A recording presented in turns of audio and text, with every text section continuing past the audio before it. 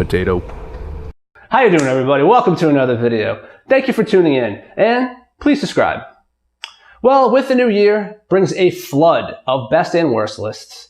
Rather than do the same for the movies released in 2018, because I feel like that just amounts to the same films that everyone else is picking, but just shuffled in a different order, I decided to do something a little different.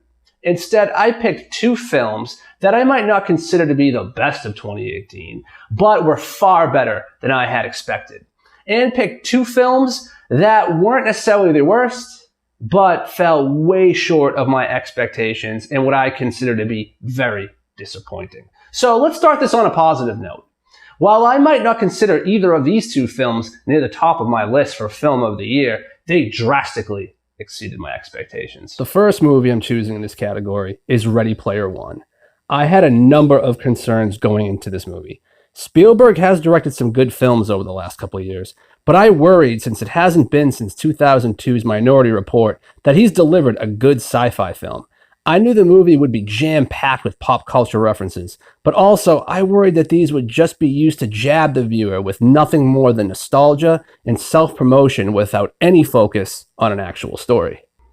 I was happy to discover that none of this was a problem. While pop culture references are a big part of the film, and admittedly, I am a sucker for those, the story is a fun and entertaining ride as we watch Wade and his friends embark on a scavenger hunt in a virtual world called the Oasis, with the winner being rewarded the fortune left behind by the Oasis creator after his passing. If you haven't seen it, I strongly suggest you check it out.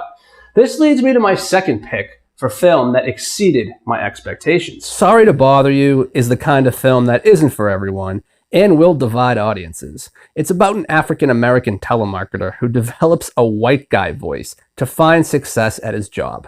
The film was written and directed by activist Boots Riley. While the film obviously has some racial statements, it's more about corporate greed and how companies will stop at nothing to keep profit margins high. It exceeded my expectations because the story was completely unpredictable and the outcome was just flat out bonkers. I guarantee you will not be able to predict how the hell this movie is going to end. And most importantly, it made me laugh like crazy. Now, I know comedy is very subjective, but if you have a slight dark sense of humor, I suggest you check this movie out. Now, on to the bad. We all knew movies like Gotti, The Happy Time Murders, we all got a sense that those would kind of flat out suck. So its expectations were never really high with those films. The two films I consider the most disappointing for 2018 were financially successful, but I felt like they really disappointed me in audiences. Let's take a look. My first selection is The Nun. When it was announced that the demon nun Valak from The Conjuring 2 would be getting a spin-off, many of us expected to get another solid addition to this very successful film universe that includes the two Conjuring and two Annabelle films.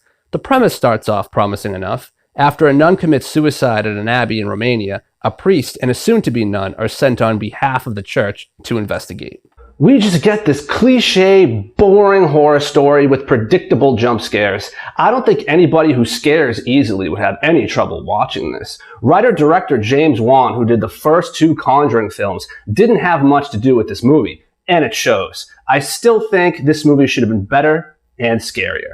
Well, that brings me to the next film that I consider a major disappointment for 2018. Without a doubt in my mind, Jurassic World Fallen Kingdom is the biggest disappointment of 2018. Taking place a couple years after the events of Jurassic World, we now find Owen and Claire back on Isla Nublar to help rescue dinosaurs from a volcanic eruption that's about to destroy the island. It then turns into this boring film at an estate where they're auctioning off the captured dinosaurs and a genetically modified super raptor. Ooh. Oh, God. Look, while I didn't expect Fallen Kingdom to be as good as 2015's Jurassic World, I didn't expect it to be this dull and lame either. Hell, I think I even like Jurassic Park 3 better. At least that movie had some fun. This movie takes itself way too seriously for what it is, and had me truly shaking my head at the end. Well, everybody, thanks for watching, and I hope you enjoyed the video. Please subscribe, check back soon. Until next time, thanks.